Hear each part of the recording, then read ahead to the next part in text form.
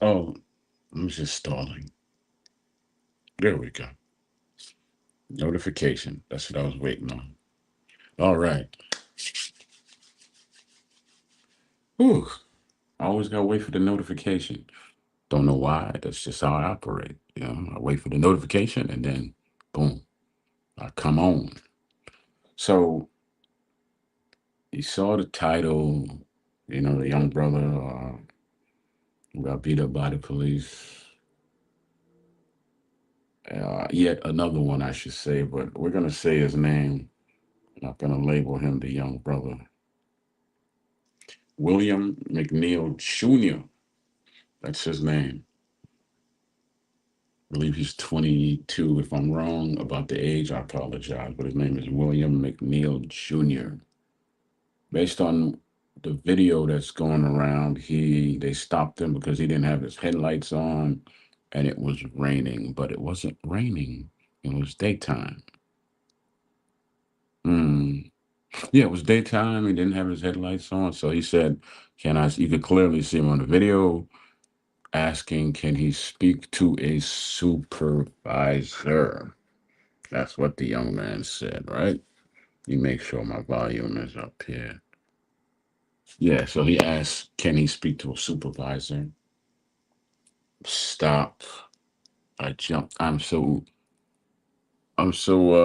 into what I'm about to talk about that I didn't even introduce myself. I apologize.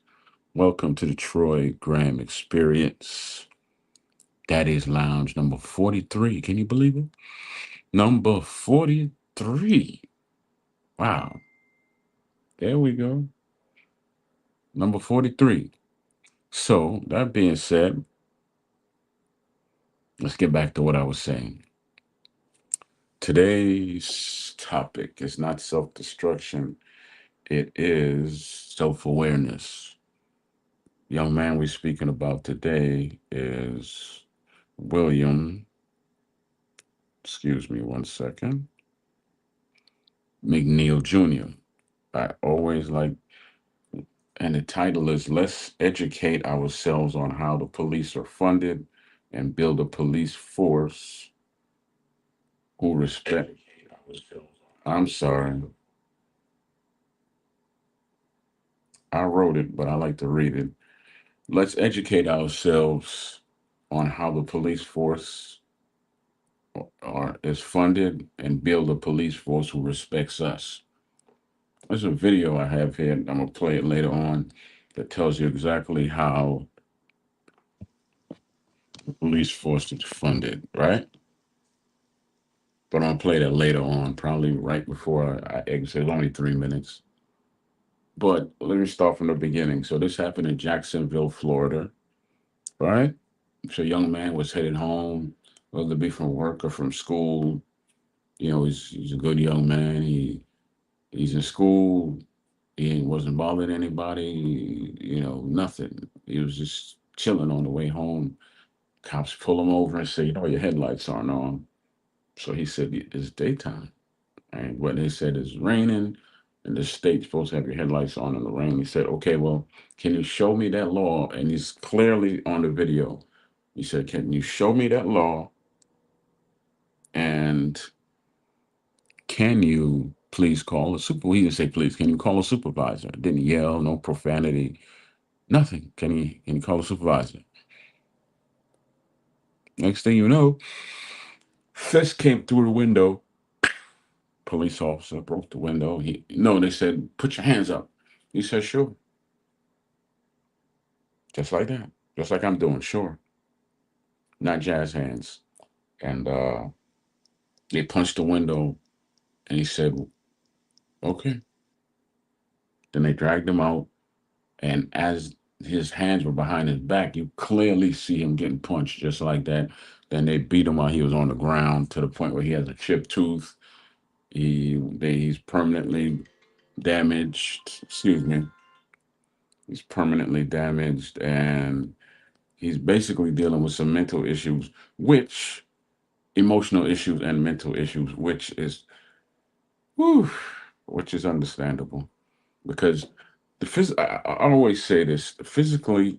you can heal. But what comes after the physical healing takes a little bit longer because you literally have to sew your mind and your spirit back together when you go through trauma, right? Speaking from someone who's been through quite a bit of trauma. So that piecing yourself back together thing is difficult.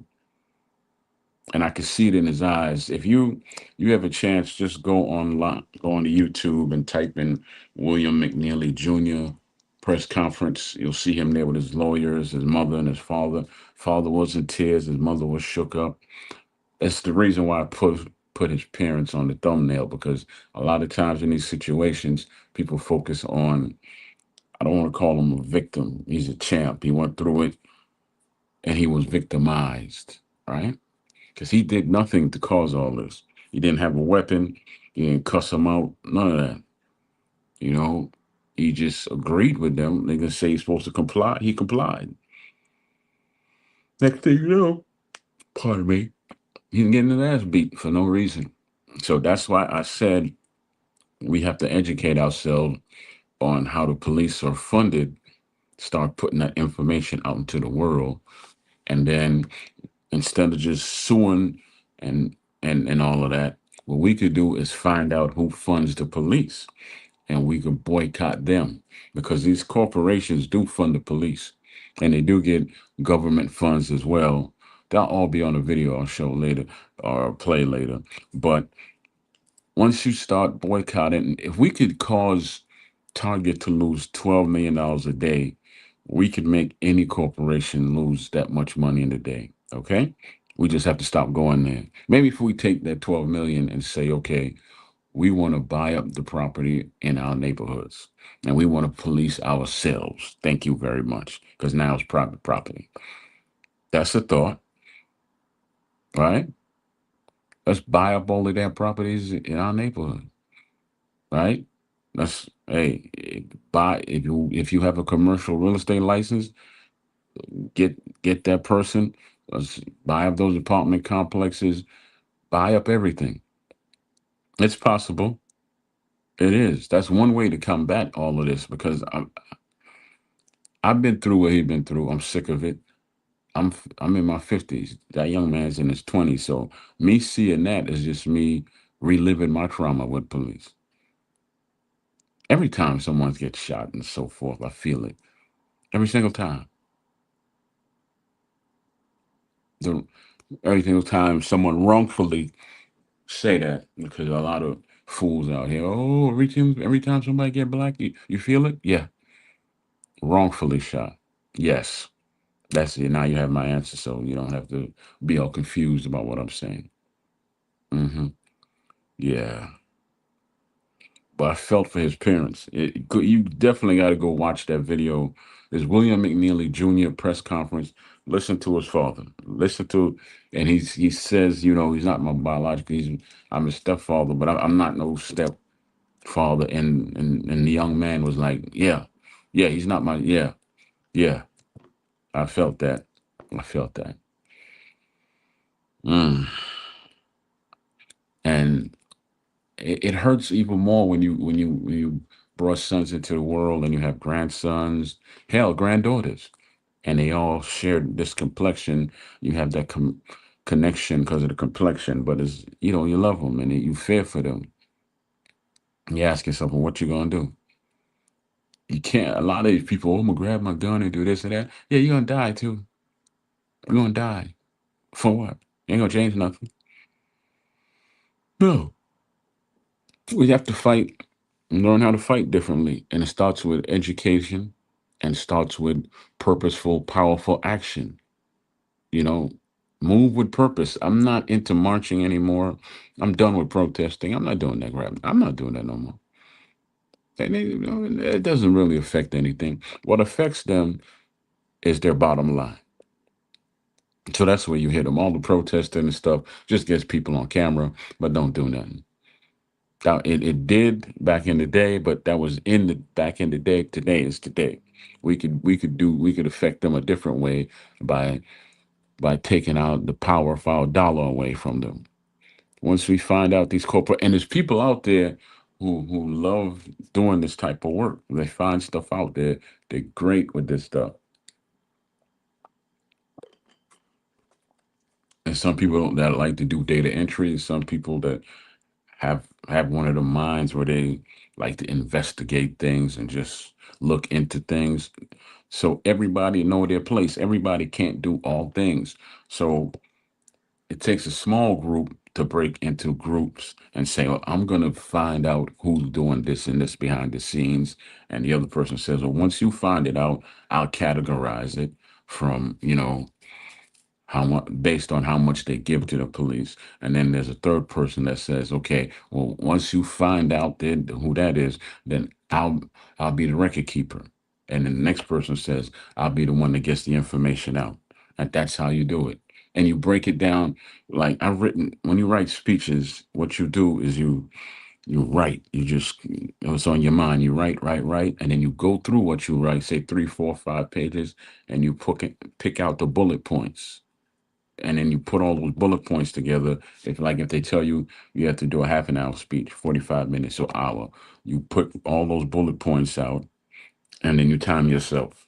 Every song is 3 minutes, so I would with the speeches I had to do. Let's say I had to do 35 minutes, 30 minutes, 10 songs. Boom, 10 songs, and not all songs are 3 minutes, but some are 240, some are 330, but you get the idea. So you might go over a few minutes, but you will have enough to fill that space where you just want to give people the bullet points and not have them read through a whole novel. Nobody wants to do that. Everybody is maybe they can't, and the attention spans are short. So give it to them in short bursts. Don't give them all at once. Give it to them in short bursts. Kind of like, it's not an eating contest, but nobody shoves the whole pie in their mouth.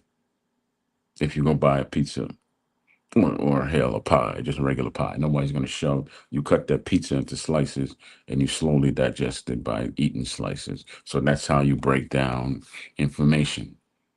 And you make it to the point where they could dissect it real easy because it's written in simple terms. I'm not asking you to dumb it down. I'm asking you to make it simplistic but very understanding and simplistic, where people could say very informative and simplistic, where people could just get through it. That's how you do that. That's one way to combat and fight against all of this, because he's not the first. He damn sure is not. And he's not going to be the last. And you say, oh, well, it's just another thing until it hits your door, till it hits your family. And you're like, it's nothing worse than having a cop's gun on your head. I know this because I'm never going to forget it.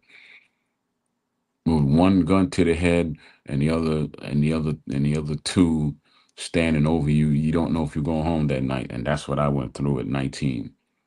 So when I saw this, I thought back to that 19-year-old young man who was supposed to leave for 18-year-old young man supposed to leave for the military.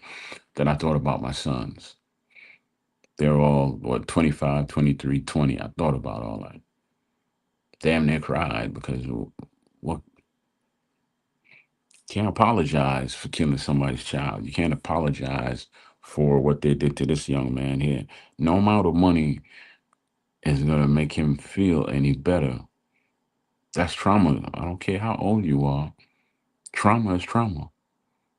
To say that you don't feel anything, you lying to yourself. That's a lie. You're gonna feel it. Mhm. So my belief is we always seem to be on the defense. And what I can't stand is that we always the ones that apologizing after we get brutalized. Oh, I want to thank the Lord, and some of us want to. Okay, good. You thank the Lord. I'm not knocking anybody for that, but why we always have to be the compassionate ones? It's okay if they brutalize you to show them some cruelty in a way that won't want to get you put away. Words can be very powerful. Deeds, actions are even more powerful.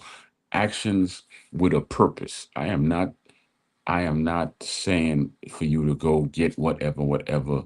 and just start blam, blam, blam. I'm not saying that. I'm not saying, it's on site or none of that. What I'm saying is use that rage to regulate what you're going to do. Because I am so sick of us being on the defense. It's time for us to be offensive with a purpose. Educate, then be purposeful with your offense. Know how to cut them off at the legs, and that starts with keeping our money to ourselves. You okay? Because each and every time that someone sues them, they get defunded, and they blame people for that. Say, "Oh, yeah, I defunded the police." No, you defunding yourself. You did this. We didn't do this. Watch that video as many times as you like. I don't care if you're the worst racist in the world. Watch it. Tell me what he did. He asked a question. He said, "Can you show me that law that I have to have my headlights on and it's just drizzling? It might have been, it's not even raining, it was drizzling.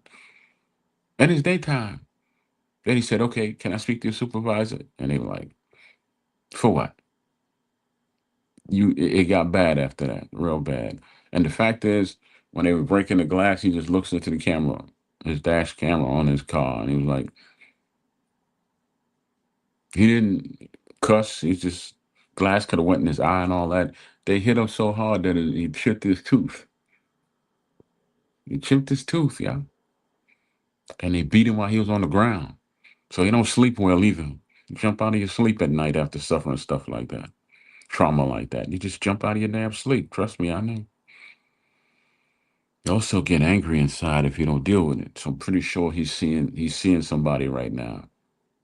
Thank you, Bruce. I appreciate that, man. That's Bruce Gas, Boxing and Jazz and more. Y'all go check his show out. He's the smoothest boxing podcaster on here on YouTube. Got the jazz playing. He got his guests, and he just is nice and easy, baby. Nice and easy. But yeah, thanks, Bruce. Appreciate you. Yeah, one more time is Bruce Gas, Boxing, Jazz, and more. All right. So that being said, we also you think about the money, the money, the money. Nobody ever gets what they want. Let's say I was always told when you do sales or whatever, you insult you insult somebody first. You give them a number that is just going to insult them, and this way they'll give you the number you really want. Like if you want 50 million, yeah, I'll take 200 million. They're gonna look at you like you're crazy. Man, I'm not giving you no more than 75 million. Then you say 85, we got a deal. And then they say 65. And I say deal. See how that works? I wanted 50. Yeah, but you said you lost 10 million. I ain't lose 10 million because 50 was my goal. I earned 10 million if they gave me 65. Always start higher, don't start lower. But this really is not about money. It really isn't. People think I can't wait for this to happen to me. Yeah, you can. Because I'm in my 50s. I'm in my 50s. And what happened to me happened to me 36 years ago. And I still remember it. I still could tell you when it happened, where it happened, how it happened.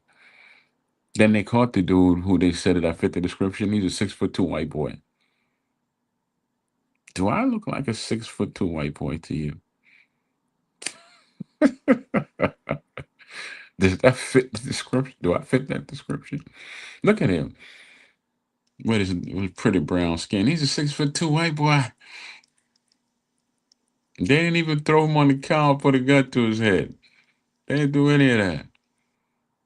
Well, he gave up. I didn't give up. I had nothing to give up for. I was just walking home from McDonald's, quarter of a mile from my house. Next thing you know, get your get. Well, I'm gonna say it. Get your fucking head down. Get your head on the car. They didn't even say that. Didn't slam my head on the hot car. It was Christmas Eve, 1990. Christmas Eve of 1990.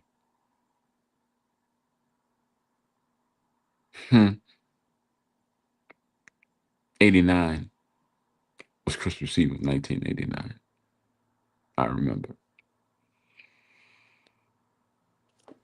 So that being said, we before we start counting the money and rejoicing that you think what you think is going to happen, think about all the trauma.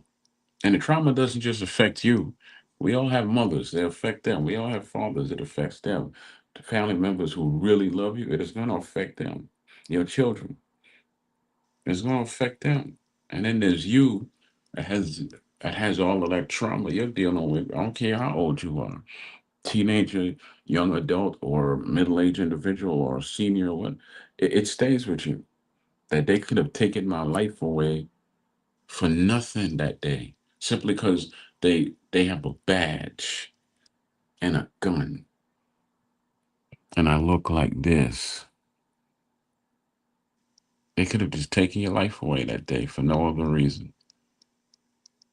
So you saying, well, this ain't Daddy's Lounge. It is Daddy's Lounge. Daddy's Lounge deals with trauma, and it deals with police brutality, deals with whatever I say it does. This is all part of fatherhood too, because like I said, you have to go look up that that video, William McNeil Jr. press conference, YouTube. Go look it up. It's painful, man. It is painful.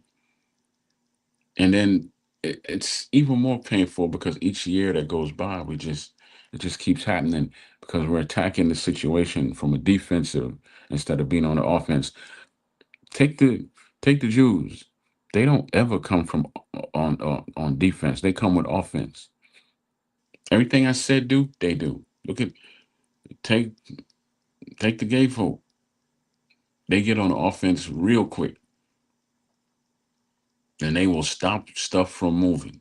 That's the two groups I know right there that'll stand up. They'll take the initiative and stop things from moving. They'll stop your money from moving real quick to the point where you apologize for stuff you ain't even do because they'll stop that money from moving real quick. You don't want that, do you? Nah, you don't want it. So that's what we need to do. Say, oh, we can't get together. What's it gonna take for us? We don't need everybody to get together. Those who say we can't get together, we don't need them. Some will, some won't. So what? Repeat that. Some will, some won't. So what? Don't care. I don't care. For those who don't want to come along, then be gone. For those who are toe in and toe out, yeah, he come. Just stay over there till you make your mind up. For those who are ready, but you say, well, I don't know what to do. Work from your strengths. If you know that you are good at collecting information, go out there and get the information that we need. Then you say to yourself, well, I don't know what to do with the information. Then you find someone who's in your family or friend that could break things down into simplistic terms, right? And you say, okay, what do we do now? We broke it down, we got this. Simple. Distribute it on the internet. Put it on your face, put it on your social media, Facebook, IG, TikTok, wherever the heck, even X, he gonna block it up. Put it wherever you go. Fan base, Roku, whatever. Put it out there. Okay? I don't care if you send carrier pigeons all over the place. Put the information out there. Okay? Start a podcast. Put it out there. Go on someone you know who has a podcast and say, hey, I got some information for you. Have them verify it, right? Then they could put it out for you. They could look good. Hmm. Because it's never gonna stop until we show them that we have the power because we have the money, honey. You know, we got the money, baby. Wait a minute. What is this? So where? Okay, I'm sorry. I had this extra extension cord, extra charger cord. Once you start hitting people in the pocket, because you look, see this? This only does one thing. Boom, boom, boom. You could break things down with this, right? You can knock people down with this. You can knock down walls with this, right? After you knock down the walls, what comes? Now, I'm not saying it's not going to take some force, but have a plan with your force. And I'm not talking about this. If it comes to that, then please protect yourself. But to really make a difference, we have to do something that causes them some difference. And that starts in when it comes to their bottom line. I don't care if you I'm going to do my research too and find out who funds the police, what company in your area, or whatever state you live in. Find out who fund the police. Then find out who the district attorney is in your area and which side of the fence they're on. Get a copy of their records and see how they handle different cases, right? And that'll tell you who you're dealing with. Go study the judges in your area. Please, we need to educate ourselves on so many things. The judges, the district attorneys, who's the top three lawyers in your state or even in your county? Start with your county. Start with your county. State is broad. So, whatever county you live in, start there. And then learn that how the police are funded in your county. Then you can learn on a state level, right? But we've got to learn who our congressmen are, aldermen, councilmen. All these things will help us when things like this arise again because everybody is voted in by us. So if we if we purposely use our vote and we willfully take away our money, that's two things that they're afraid of. See, we so much like this and we do too much of this. Plan in silence and don't and then move at the last minute. Don't tell 10,000 people what you're going to do 3 days in advance. No, if you want to do that, say, okay, I'm gonna do this on Saturday. You got them thinking it's Saturday, then you do it on Thursday. Okay? The people who you want to know, tell them the truth. And then tell them don't say nothing. Just watch out for my notification. And then boom.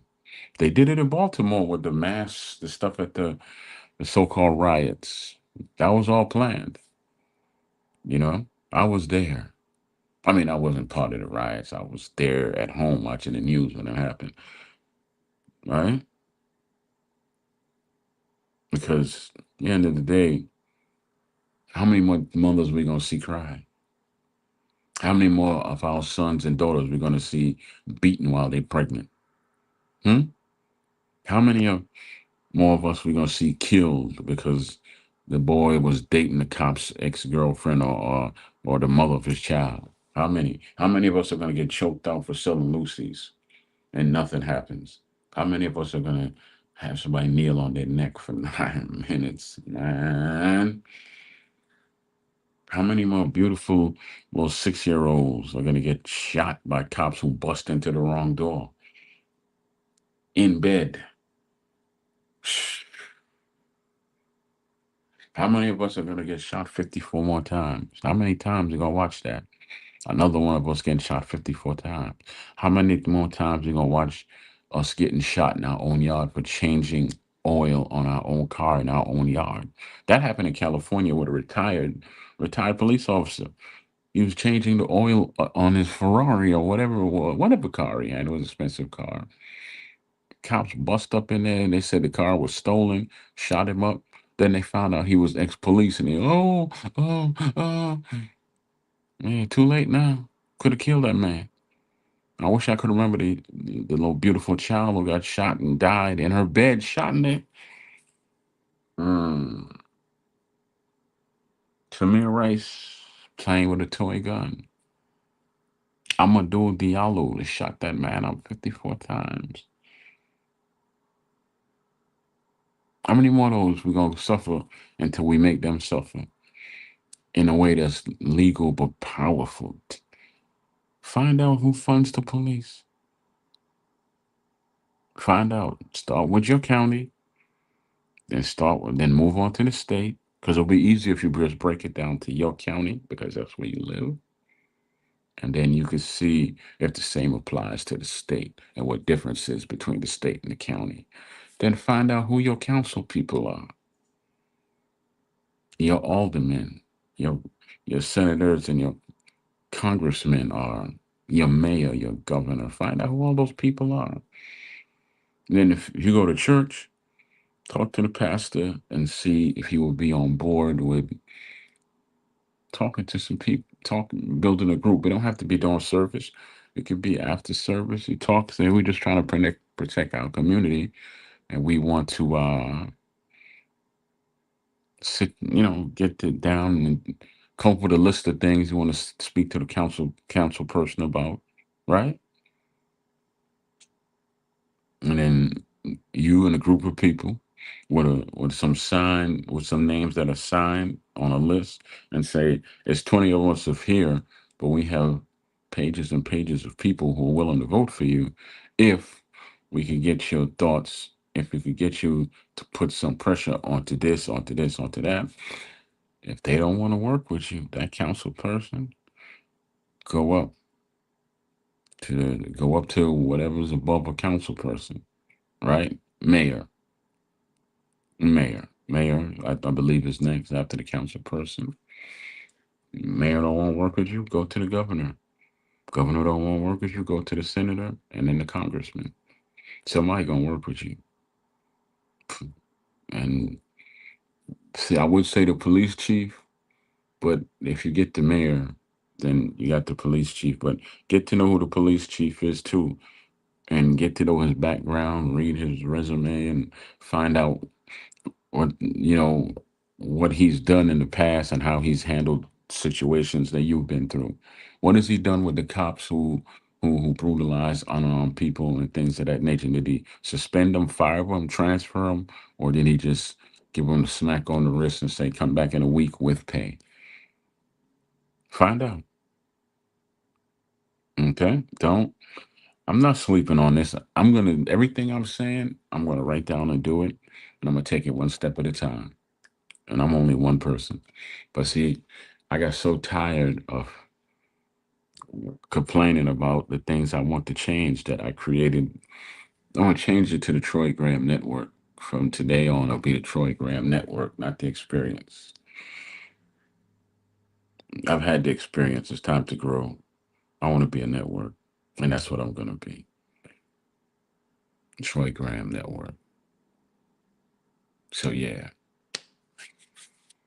Because when I saw the suffering in William, the young man, his name is William McNeely Jr., William McNeely Jr., he could hardly even speak.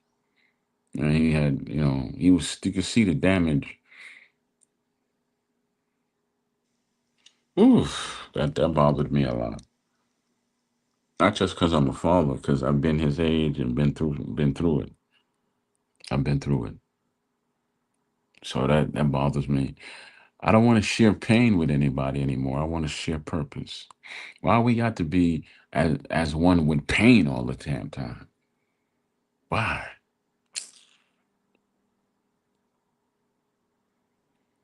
That hurt, man. I mean, every time we got to be one with pain. Every time. No, man. Time for us to be one together with a strong purpose. Because no one could no one could take your freedom because you won't shop over here. Nobody. Okay, you don't want to spend your money with us. Okay, good, good. Leave our neighbor. Maybe they'll up and leave our neighborhood, and then we could buy that building and turn it into something purposeful. Imagine if Walmart just up and left and the building stayed vacant. We got the building. You could turn that into. We could make that work for us, man. We could teach CDL in there, hairdressing, AI.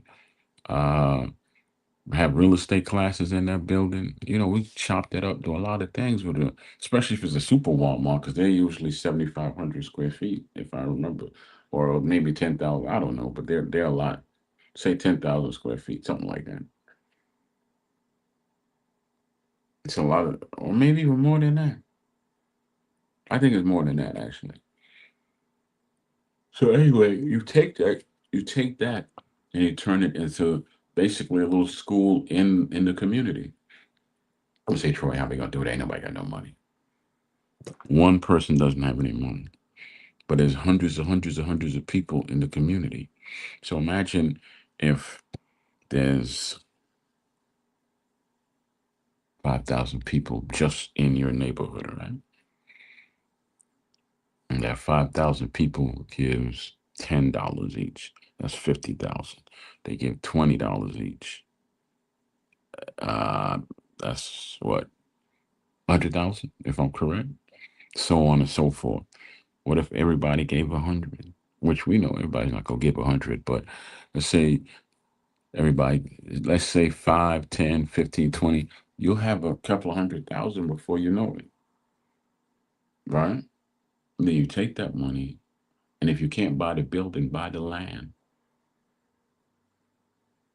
Because you could get land on, you could get land cheaper than you can't get the property. If you can't get the property, you could get it from their back taxes and pay that, and it'll be yours. If there's any back taxes. But understand,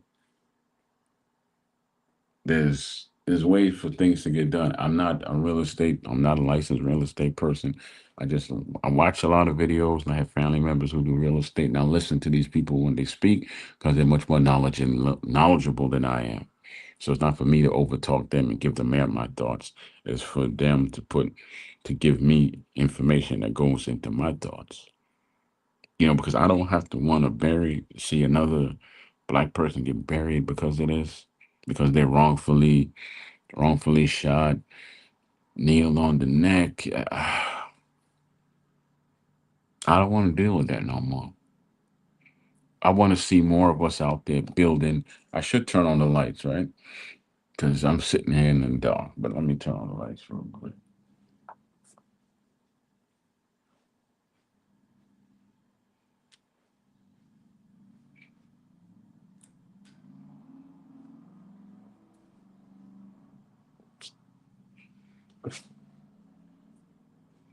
Yeah, let me see if I could, yeah, come at this angle. It's a little better without the lights. But yeah. So why are you sitting at an angle? Because I don't want to show too much. I'll figure it out as time goes on. I mean, honestly, this superficial stuff, I'm not worried about that. I'm worried about actually having a purpose and persevering and pushing on with this thing. That's my concern. I want to grow and I want to be purposeful with my growth. I don't just want to have a bunch of numbers and talk about nothing. If people's like, well, you don't have the numbers. I don't care. Does it affect? Of course I see that. Of course I do. At the same time, you always start out like this when you're doing something.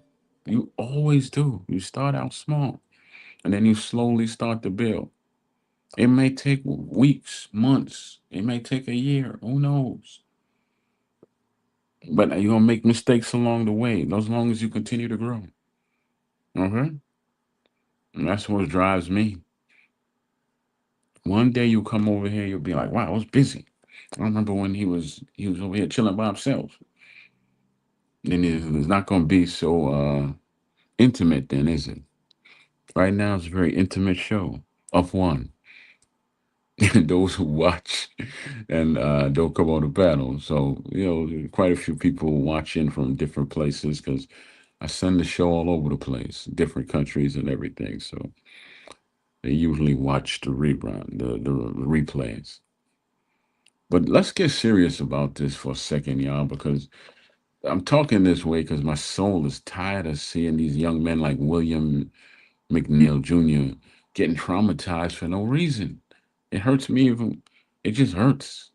I mean, if his if he was a woman, a young lady, it would hurt. It would hurt. I mean, because that's a lot of trauma we constantly dealing with it, and people always say he need to comply. He sat there and he complied. He complied. He sat right there and he complied. He did not comply. He complied. That's what he did. He just really complied. No foul language, no talking low. He's using the same level of volume that I'm using. And a lot of people tell me I'm soft spoken, but I speak with purpose and volume. I don't need volume if I'm speaking volumes. You see? The young man simply said, can you show me the law where it says I have to have my lights on in the daytime? Then he said, okay, can I see a supervisor? Next thing you know, he's getting punched. The window's getting punched in. He getting dragged out his car and he getting punched in the face and beat up on the ground. Talking about stop resisting. How's he resisting when his hands are handcuffed? What's he resisting with? What? They brutalized that young man just because they knew they could. And I want to hear this stuff about the black cop. Just sat and watched. And one of the black cops was like, "It's too late now. It's your fault." So the color don't mean nothing because they all see themselves as blue. They tell us in the community, right? We got this. Always bring up the stop snitching, but they got the blue wall of silence. You don't ever hear no cop bring that up, do you?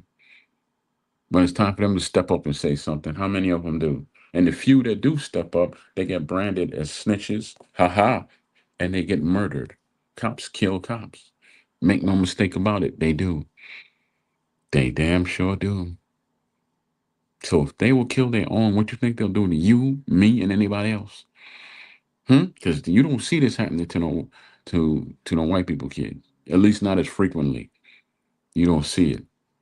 You wanna know why? Because it don't happen to them. They don't view them the same way they view us. They don't.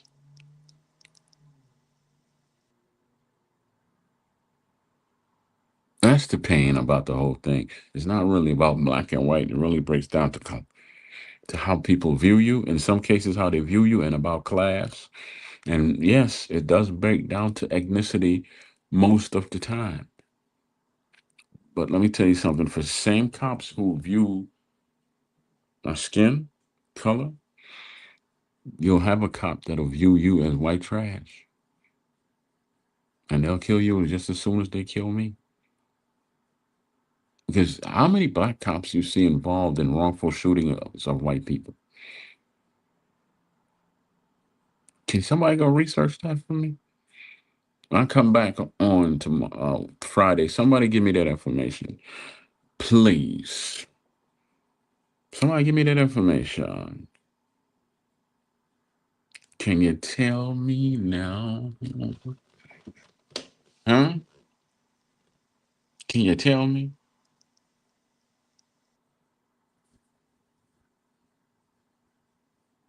I'll tell you what. I'm gonna stay on here for 2 more minutes. I'll make it 45. I'm gonna bounce after that. Well, unless of course somebody comes on, then I'll stay a little longer. But 2 more minutes. I need to start building my core up again. Looking just like I got a dad body right going on. I gotta work on that. But that's all right. My face isn't anymore. So that's good. But right now I gotta work on the dad body stuff. See? I'm not no Rick Ross or nothing, but see, I just gotta work on the dad body. I got the dad body going on. Dad body. I'm working on it. Yeah, I got the Will Smith dad body, not the Bobby Brown. It don't make a difference. It's still a dad body. So, all right, you got me for another minute, y'all. 1 minute, 1 minute, and dad body Troy Graham is gone. That song never grows old. I think it came out when I was 15, so that would make it 39 years ago. And it's still today turning on new generations. Ah, on, on. Well, ladies and gentlemen, it's been a pleasure. I wish, we should really get together and find out how the police are funded. Let's take that up. Let's take that mantle up and run with it. Replay this show, share it, like it, send it all over the world, and let people start taking up this mantle of police are funded, and what we can do when they disrespect us. Okay? So, thank you for giving me some of your time. Stop being shy and pop on. It'd be a pleasure to have you on. So, peace out. Blessings to one and all. I am jumping too much around. So, peace out. Blessings to one and all. And y'all have a good night. All right. All right. All right. All right. All right.